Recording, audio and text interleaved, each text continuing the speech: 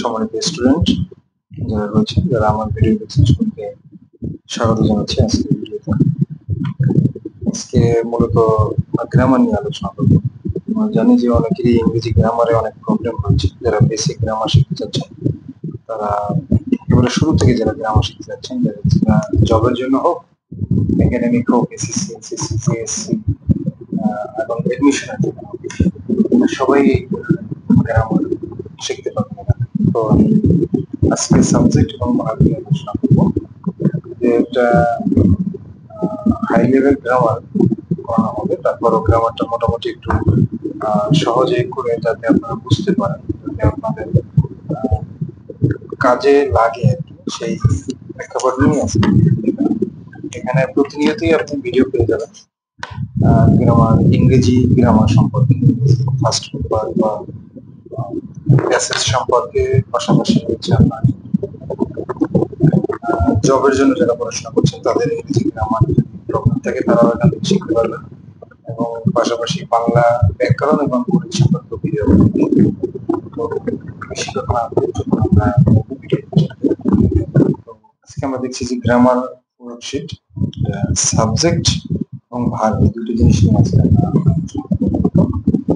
আসলে সাবজেক্ট জিনিসটা কি, আমি অনেকেই হয়তো বা টপিকটা অনেকটা সহজ মনে করি, তারপরে একটু বোঝার বিষয় আছে, যাতে একটু খেয়াল করে শেষ পর্যন্ত দেখবেন, তাহলে জিনিসটা বুঝতে পারবেন যে আসলে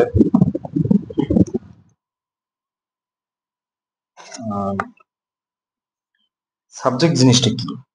সাবজেক্ট হচ্ছে অ্যাক্টিভ ভয়েসের একজন এজেন্ট, অর্থাৎ বাক্যে অ্যাক্টিভ ভয়েস যেটা থাকে, অ্যাক্টিভ ভয়েসের সেন্টেন্স দেখা যাচ্ছে the subject is the agent of the sentence in the active voice. অর্থাৎ অ্যাক্টিভ ভয়েসে যে বাক্যটি রয়েছে সেই বাক্যের একজন এজেন্ট, অর্থাৎ যার মাধ্যমে কাজটা সম্পন্ন হচ্ছে। একটা বাক্য আমরা যখন সেন্টেন্স তৈরি করি বা সেন্টেন্স আমরা পাই, সেখানে একটি ব্যক্তি অথবা মানে যার কাজ করার ক্ষমতা রয়েছে, সে যদি ওই সেন্টেন্সে থাকে এবং সে যদি কর্তা রূপে থাকে, অর্থাৎ সে কাজটা করতেছে, তাহলে সেটা হবে সাবজেক্ট। এখানে একটা বিষয় আছে, যেমন এটা একটা কোনো ব্যক্তি হতে পারে, it is a person or thing, কোনো বস্তু হতে পারবে, that performs or responsible for the action, অর্থাৎ সেটা যে কাজটা হচ্ছে সেই কাজের জন্য সে দায়ী থাকবে, এই জন্য তাকে আমরা সেন্টেন্স সাবজেক্ট বলবো। সাধারণত এটা ভার্বের পিছনে বসে। সাধারণত আমরা জানি ইংরেজিতে সেন্টেন্স স্ট্রাকচার যদি আমরা বলি যে subject plus verb plus object. তো এখানে প্রত্যেকটা ইংরেজি সেন্টেন্সের সাথে একটি সাবজেক্ট থাকা বাধ্যতামূলক। যদি কোনো জায়গায় সাবজেক্ট না থাকে তাহলে ধরে নিতে হবে সেখানে সাবজেক্ট উজ্জ রয়েছে, যেমন ইম্পারেটিভ সেন্টেন্স। ইম্পারেটিভ সেন্টেন্সের ক্ষেত্রে সাবজেক্ট উজ্জ থাকে। তো আমরা এখানে আরো একটা জিনিস দেখতে পাচ্ছি যে আসলে মাস্ট হ্যাভ এ সাবজেক্ট, অর্থাৎ একটা সাবজেক্ট থাকবেই। সাবজেক্টের যে বিষয়টা মূলত আজকে বোঝাতে চাচ্ছি সেটা হচ্ছে সাবজেক্ট কিভাবে হতে পারে, মানে কত ধরনের হতে পারে। সাবজেক্ট হচ্ছে একটি সিঙ্গেল নাউন হতে পারে। আমরা পার্টস অফ স্পিচের প্রথম অংশ যে নাউন রয়েছে, সেই আমরা জানি যে সিঙ্গেল নাউন হিসেবে আমরা সাবজেক্টকে পেতে পারি। যেমন এখানে এক্সাম্পল রয়েছে, আপনি দেখেন, কফি ইজ ডিলিশিয়াস। এখানে কফি শুধুমাত্র একটা ওয়ার্ড, তো সিঙ্গেল নাউন আমরা এটাকে বলতে পারি, সেই জন্য এটা হচ্ছে সাবজেক্ট। মিল্ক কন্টেইনস ক্যালসিয়াম, তো এখানে মিল্ক হচ্ছে সিঙ্গেল নাউন। তো এই দুইটা দ্বারা আমরা দেখতে পারি যে সাবজেক্ট যে হবে সে সাধারণত সিঙ্গেল নাউন হতে পারে।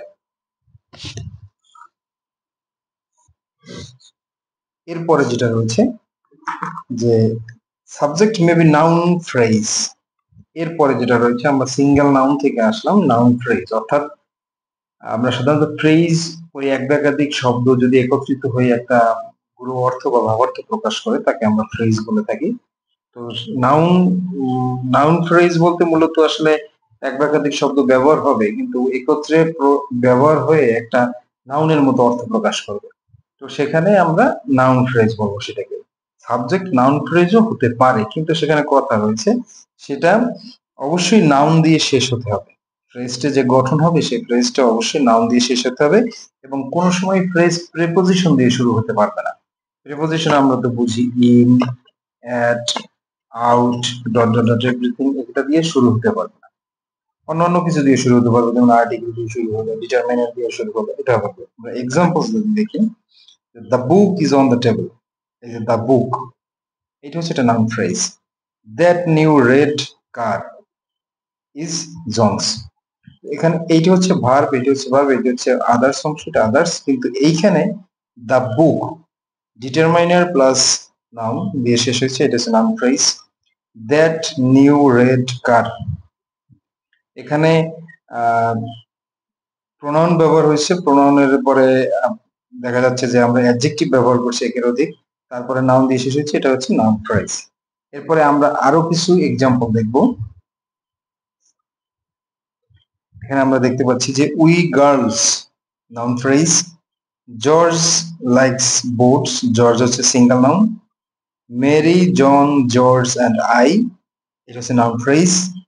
The chemistry professor, the chemistry professor, noun phrase. The bank, noun phrase.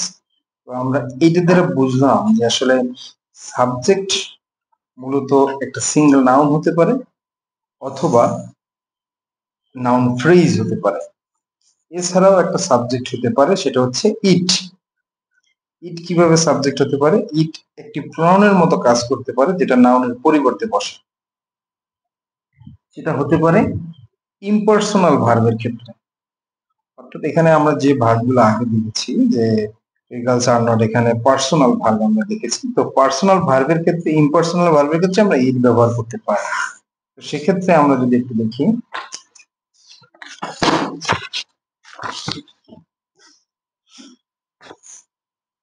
সেক্ষেত্রে আমরা দেখতে পাচ্ছি যে it rains quite often here in the summer, এখানে ইট ব্যবহার হচ্ছে ইম্পার্সোনাল ভার্বের সাবজেক্ট হিসেবে। It is hard to believe that he is dead, এখানে ইট ব্যবহার হচ্ছে সিঙ্গেল নাউন, আমরা বলবো না, এটাকে বলবো সিঙ্গেল প্রোনাউন, এবং সেটা প্রোনাউন ব্যবহার হচ্ছে ইম্পার্সোনাল ভার্বের প্রোনাউন হিসেবে। এরপরে যেটা বেশিরভাগ জবের পরীক্ষায় পাশাপাশি অন্যান্য পরীক্ষায়ও আসে, সেটা হচ্ছে ডিসগাইজ সাবজেক্ট। এটা চিনতে আমরা অনেকেই ভুল করে থাকি। এটা হচ্ছে মূলত কিভাবে এটাকে কি করা যায়, আমরা যদি একটু ক্লিয়ারলি দেখি। এখানে দুইটা প্রোনাউন ব্যবহার হচ্ছে, দেয়ার এবং দেয়ার। এরপরে এখানে দেখা যাচ্ছে যে there was a fire in the building, there were many students in the room. আমরা যদি সাধারণ দৃষ্টিতে দেখি যে দুইটা সেন্টেন্সই প্রথমে দেয়ার ব্যবহার করা হয়েছে। যদি আমরা এটা মনে করি যে আসলে সেন্টেন্সের শুরুতে দেয়ার, মানে সেন্টেন্সের শুরুতে যে শব্দগুলো থাকে সেইটাই আসলে সাবজেক্ট হয়, আসলে সেরকম জিনিসটা নয়। আগের যে সিকোয়েন্সে যে জিনিসগুলো দেখানো হয়েছে সেই সিকোয়েন্সে থাকতে পারে, তবে এইখানে এই জিনিসটা খাটবে না। যদি এই জিনিসটা একই, এই দুইটা দেয়ারই যদি সাবজেক্ট হইতো, তাহলে এইখানে ওয়াজ এবং ওয়ার, একটা হচ্ছে সিঙ্গুলার ভার্ব, একটা হচ্ছে প্লুরাল ভার্ব, এটা হওয়ার কারণ কি? অবশ্যই কোনো না কোনো কারণ রয়েছে, সেই কারণটাই আইডেন্টিফাই করতে হবে। এইখানে যদি আমরা একটু খেয়াল করি যে দেয়ারের পরে ওয়াজ আছে, ওয়াজের পরে আছে এ ফায়ার, আমরা এইটাকে আইডেন্টিফাই করি। তারপরে ভার্বের পরে আছে মেনি স্টুডেন্টস। এই যে দুইটা জিনিস রয়েছে, মূলত ডিসগাইজ সাবজেক্ট বলতে বোঝায় ছদ্মবেশী সাবজেক্ট, অর্থাৎ ছদ্মবেশী কর্তা। এখানে এই রুলসটা হচ্ছে, ইংরেজি গ্রামারের এই রুলসটা হচ্ছে যে দেয়ার যুক্ত সেন্টেন্সে সাধারণত ভার্বের পরে যে সাবজেক্ট থাকে, আপনি যে কোনো দেয়ার যুক্ত সেন্টেন্স ফলো করবেন, সেখানে একই ধরনের জিনিস আপনি পাবেন। তো আপনার জবের ক্ষেত্রে যারা আসলে পরীক্ষা দেয়, তাদের এই ধরনের সেন্টেন্স আসে, এমসিকিউতেও আসে, মাঝে মাঝে কারেকশন হিসেবে রিটেন পরীক্ষায়ও আসে। তো সেক্ষেত্রে আপনার এখানে ওয়াজ ব্যবহার করবেন না ওয়ার ব্যবহার করবেন, সেইটা নির্ভর করতেছে পরবর্তী নাউন বা নাউন ফ্রেজের উপরে। আপনার নাউনটা যদি সিঙ্গুলার হয়, তাহলে অবশ্যই আপনি সিঙ্গুলার ভার্ব ব্যবহার করবেন, আর নাউনটা যদি প্লুরাল হয়, অবশ্যই আপনি নাউনটা ভার্বটা প্লুরাল ব্যবহার করবেন। সেক্ষেত্রে আপনাকে এটা আইডেন্টিফাই করতে হবে যে আসলে আমি দেয়ারের দিকে নজর দিচ্ছি, না আসলে আমার ভার্বের পরে যে ওয়ার্ডটা থাকছে, যে ফ্রেজ হতে পারে, নাউন ফ্রেজ হতে পারে, অথবা সিঙ্গেল ওয়ার্ড থাকতে পারে, তো সেটার দিকে নজর দিচ্ছি। অবশ্যই আপনাকে এটা স্ট্রাকচারটা হচ্ছে দেয়ার প্লাস ভার্ব প্লাস হচ্ছে সাবজেক্ট, এইটাকে বলে মূলত ডিসগাইজ সাবজেক্ট, অর্থাৎ ছদ্মবেশী সাবজেক্ট। তাহলে আমরা সাবজেক্টের তিনটে জিনিস শিখলাম, সেটা হচ্ছে একটা সিঙ্গেল নাউন থাকতে পারে, অথবা নাউন ফ্রেজ থাকতে পারে, অথবা ইম্পার্সোনাল ভার্বের সাবজেক্ট ইট থাকতে পারে, এবং সর্বোপরি সর্বশেষে যেটা বুঝলাম সেটা হচ্ছে দেয়ার অর্থাৎ ছদ্মবেশী সাবজেক্ট থাকতে পারে। এই হলো সাবজেক্টের মূল বিষয়। এরপরে যেটা আমরা শিখবো সেটা হচ্ছে ভার্ব। তো ভার্বের জন্য আমরা পরবর্তী শীটে চলে যাচ্ছি। তো এই এই টপিকটির উপরে আমার শীট করা রয়েছে। আসলে আপনি যদি আমার শীট নিতে চান তাহলে যোগাযোগ করলেই আপনি শীট পেয়ে যাবেন। তো এই সাবজেক্ট আইডেন্টিফাই করার ক্ষেত্রেও এখানে আরো একটা বিষয় রয়েছে, যে একটা প্রিপোজিশনাল ফ্রেজ এর মতো একটা বিষয় আছে, যেটা হচ্ছে ভার্ব এবং শুরুতে যে জিনিসটা থাকে এবং ভার্ব যেটা থাকে, এই দুইটার মাঝখানে যদি প্রিপোজিশনাল ফ্রেজ থাকে তাহলে সেক্ষেত্রে সেই প্রিপোজিশনাল ফ্রেজকে বাদ দিয়ে নাউন ফ্রেজকে আমরা আইডেন্টিফাই করে তারপর ভার্বকে বসাতে হয়। তো এটা পরে পরবর্তীতে আবার দেখাবো। তো এরপরে আমরা চলে যাচ্ছি ভার্বের বিষয়ে।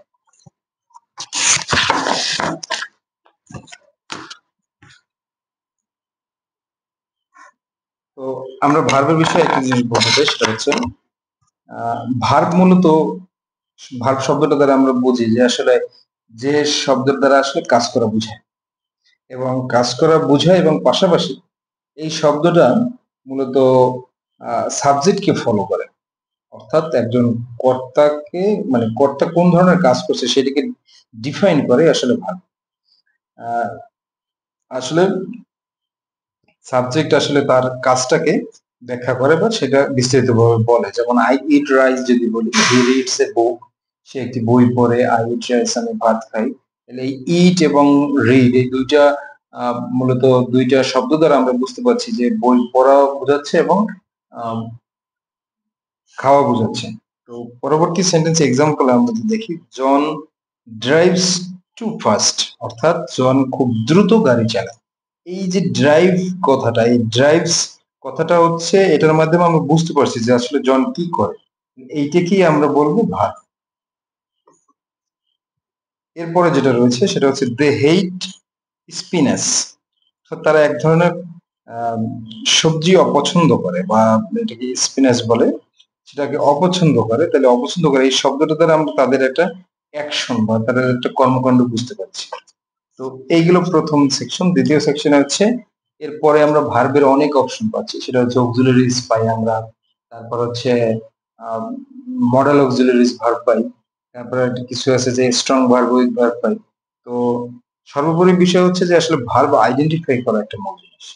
প্রথমত হচ্ছে সিঙ্গেল ভার্ব বসতে পারে, পাশাপাশি ভার্ব ফ্রেজ থাকতে পারে। আমরা এটাকে ভার্ব ফ্রেজ এর মধ্যে আইডেন্টিফাই করবো। যেমন আমরা অক্সিলারি যদি আমরা ধরি, অক্সিলারিজ এর ভিতরে আমার ডু ভার্ব আছে, তারপর আমার হ্যাভ ভার্ব আছে, তারপর আবার আমার ডু ভার্ব, হ্যাভ ভার্ব, তারপর হচ্ছে যে বি ভার্ব রয়েছে আমার, তারপর হচ্ছে মডেল ভার্ব রয়েছে। তো এই চারটা সেকশনে আমার অক্সিলারি ভার্ব আমরা পাই। তারপর আমরা যদি একটু দেখি যে অক্সিলারি ভার্বের সাথে আমাদের মূল ভার্বটা যদি যুক্ত হয়ে, তাহলে আমরা ভার্ব ফ্রেজ আইডেন্টিফাই করতে পারবো। The verb may be a verb phrase. A verb phrase consists of one or more auxiliaries and one main verb. অর্থাৎ এক বা একাধিক auxiliaries সাথে নিয়ে যদি একটা মেইন ভার্বের সাথে যুক্ত হয়, তবে সেটাকে অবশ্যই আমরা verb phrase বলবো। The auxiliaries always preceded the main verb. অর্থাৎ হচ্ছে auxiliaries মেইন ভার্বের, অর্থাৎ মূল যে ভার্বটা থাকবে সেই ভার্বের পূর্বে auxiliaries বলবে। আমরা এক্সাম্পল যদি দেখি যে John is going to Miami tomorrow, এই যে শব্দটা আছে আমি এইটা আইডেন্টিফাই করতে পারছি, ইজ হচ্ছে অক্সিলারি ভার্ব অর্থাৎ বি ভার্ব, আর গোয়িং হচ্ছে মেইন ভার্ব। তো এই দুইটা যদি একত্রিত হচ্ছে, এই দুইটা একত্রিত হলে এটাকে আমরা বলবো ভার্ব ফ্রেজ। এরপরে যেটা রয়েছে, Jane has been reading that book, has been verb phrase, she will go verb phrase, modal auxiliaries plus main verb. Jane is very tall, এটা হচ্ছে ইজ, এটা হচ্ছে main verb. She must have gone verb phrase, Joe has gone verb phrase, Mary is watching television verb phrase, it was raining at 6 o'clock last night, এটা হচ্ছে verb phrase। তো এই হচ্ছে ভার্বের মূলত বেসিক, অর্থাৎ বিষয়টা হচ্ছে যে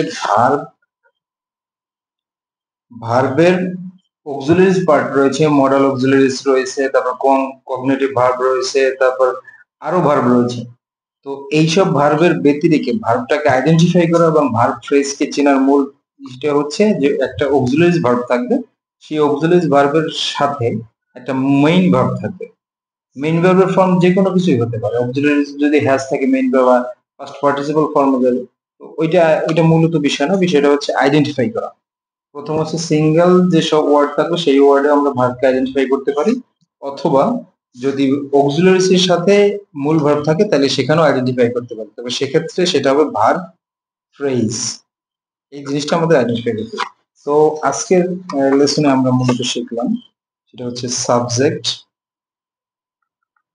আর ভার্ব। সাবজেক্ট কি কি ধরনের হতে পারে, ভার্ব কি কি ধরনের হতে পারে, এই দুইটারই এক্সারসাইজ শিট আমার ডিসক্রিপশন বক্স অথবা আমার সাথে যোগাযোগ করলে আপনারা পেয়ে যাবেন। তো ইংরেজি শেখার মূলত মূল বিষয়টা হচ্ছে যে আসলে আপনাকে প্র্যাকটিস করতে হবে। আপনি এই থিওরিটা পড়লেন, কিন্তু থিওরি অনুযায়ী যদি আপনি প্র্যাকটিস না করেন তাহলে আপনি জিনিসটাকে ধরতে পারবেন। তো আপনার কাজ হচ্ছে আপনি বেশি পরিমাণে প্র্যাকটিস করবেন এবং জিনিসটাকে অ্যাবজর্ব করে নিতে হবে, তবেই আপনি ভালোভাবে জিনিসটা শিখতে পারবেন। তো আমার চ্যানেলে মূলত আমি বিভিন্ন ধরনের সরকারি চাকরি তথ্যাদির পাশাপাশি একাডেমিক পড়াশোনার একটি গাইডলাইন এবং হেল্প করে থাকি, সেটা বাংলা ইংরেজি, সেটা আমি বাংলা ইংরেজি এবং গণিত তিনটে বিষয়ের উপরে এখানে গাইডলাইন দেওয়া হয়। আপনি ধারাবাহিকভাবে সবকিছুই পেয়ে যাবেন। বাংলা ব্যাকরণে যাদের সমস্যা রয়েছে তাদের তাদের জন্য ভিডিও চলে আসবে, আপনি সেখান থেকে ভিডিও দেখে নিয়ে আপনি জিনিসগুলো অনুধাবন করতে পারবেন। সেটা হচ্ছে ক্লাস 8 হোক বা 9, 10, 11 এবং দ্বাদশ, একাদশ, দ্বাদশ তাদের জন্য ইংরেজি, গ্রামার, বাংলায় ব্যাকরণ ইত্যাদি, এবং এডমিশনে যারা ভর্তি হতে যাচ্ছেন বা অর্থাৎ এডমিশনের জন্য পড়াশোনা করছেন তাদের সহায়ক হিসেবেও এই চ্যানেলটিকে আপনি রাখতে পারেন। তো আমার এই চ্যানেলের ভিডিও যদি আপনার ভালো লেগে থাকে তবে অবশ্যই চ্যানেলটিকে সাবস্ক্রাইব করে দিবেন এবং পাশে থাকা বেল আইকনটিকে চেক মার্ক করে দিবেন। তো পরবর্তী ভিডিও দেখার জন্য আপনাদের সবাইকে আমন্ত্রণ জানাচ্ছি। ততক্ষণ পর্যন্ত ভালো থাকবেন, সুস্থ থাকবেন। ধন্যবাদ সবাই।